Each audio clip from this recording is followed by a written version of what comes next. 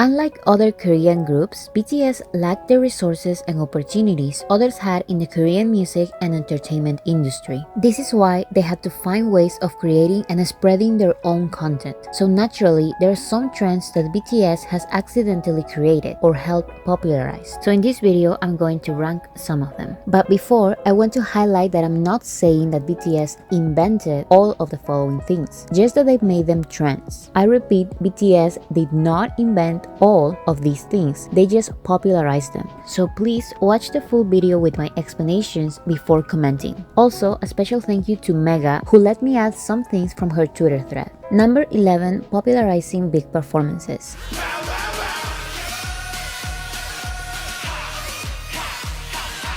I came across a tweet that said that BTS popularized putting 30, 50, or even 100 people on stage.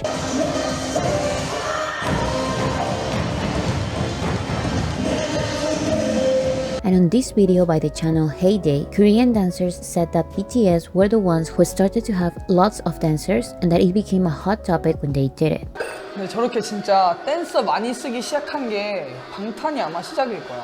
엄청 이슈였어. So I don't know if other groups had hundreds of backup dancers before, but the fact that BTS became a hot topic in the Korean dancing community when they did it shows that they at least helped popularize it in the country. Number 10, the Tiny Sevens on Twitter. I want to clarify that ARMYs did not invent this, we just made it a trend. Although this had already been done before, it was in 2020 when media outlets and non-fans started noticing that a lot of Twitter accounts included a small 7 after their names. This was a way of celebrating and promoting the release of Map of the Soul 7, as well as their 7th anniversary. But the number 7 is so important to BTS that we never stopped using it. Since it also represents the 7 members, this important album in BTS's career, BTS breaking the 7-year K-pop curse, as well as good luck. Also 7 means of very good luck, right?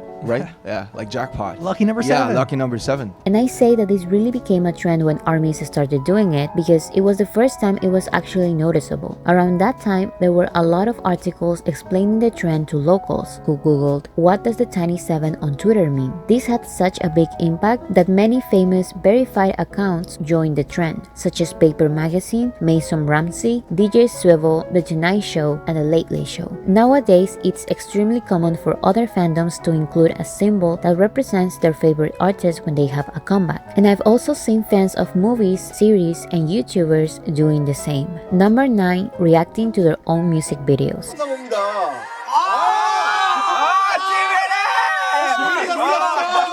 Correct me if I'm wrong, but I really couldn't find any other artists that released reactions to their own music videos before BTS. So even if someone did it before, their impact was not as big as BTS's, because since they did it, it became a common thing in K-pop, and now everyone does it.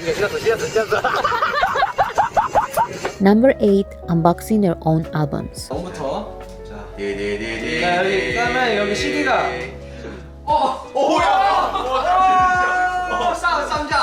And the same goes with singers who do unboxing videos of their own albums. Suga has been doing unboxing and reviews since BTS's first album in 2013. And then all the guys from BTS started doing the same. I really couldn't find other artists that did this before BTS. But the fact that now it's expected for K-pop acts to do this type of video shows that BTS at least started the trend. Number 7, giving their fandoms a matching logo.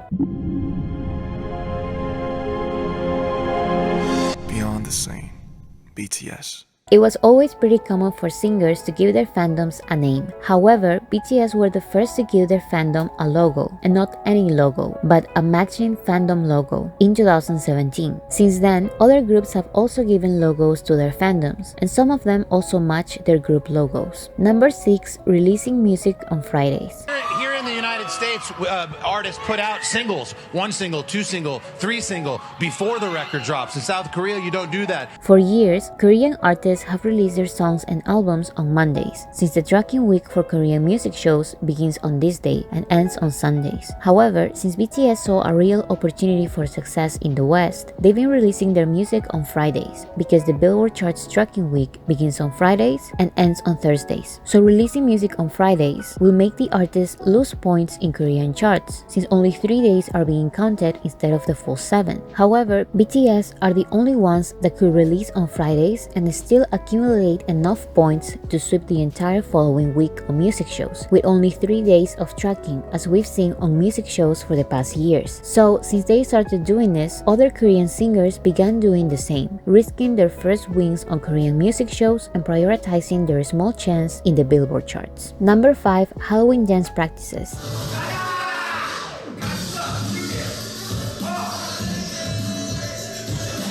Dance practice videos have always been a common thing in K-pop. However, BTS were the first ones to release Halloween-themed dance practices. Sadly, they stopped this tradition, but the trend is still alive, since now it's a very common thing in K-pop. I want to quickly mention that the most recent Halloween content we had was this, and it's so funny, but it's better than nothing, I guess. Anyways, number 4, Twitter accounts. 정국이 생일 축하해요. 네, 정국이 생일 축하해요. BTS were the first Korean artists to be extremely active on social media, even before their debut. This was their only way of promoting themselves, since their label did not have the resources to promote them the traditional way, which was on TV. This was around a time when interactions between K-pop acts and fans were heavily restricted and moderated by their companies. So BTS were the first ones to have real open communication via social media, especially on Twitter. This is why in 2017, BTS were nominated and got their first big American award, the Top Social Artist at the Billboard Music Awards. Only days after they got the award, many K-pop groups opened Twitter accounts and started releasing content similar to BTS's. Thanks to BTS, being active on social media is now a must in K-pop. Number 3, having their own YouTube channel.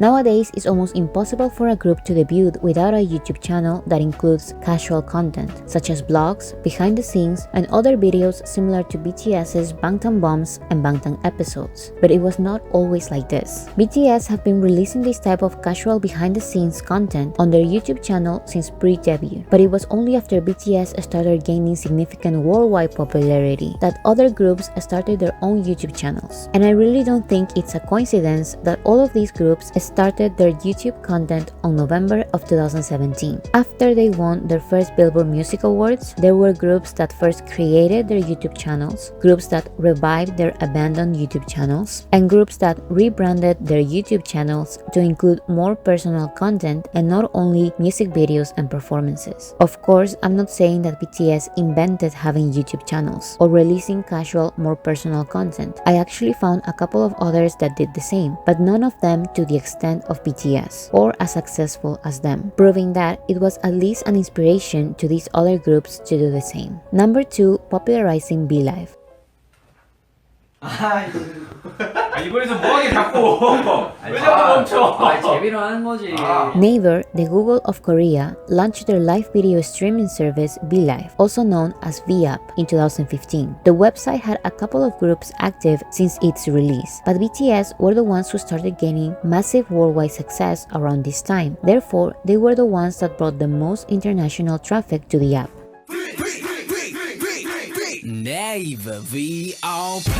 Nowadays, almost every K-pop artist uses this website, which now has 1,450 K-pop channels. And a fun fact, BTS's company HYBE has now bought vlive, so it's not under Naver anymore, it's under Wever's company. But the app did not only become popular because BTS had live streams here. Since BTS were known for releasing more personal and casual content, vlive saw a significant growth when they decided to release their own shows on the app. This is why number 1 is making their own online variety shows.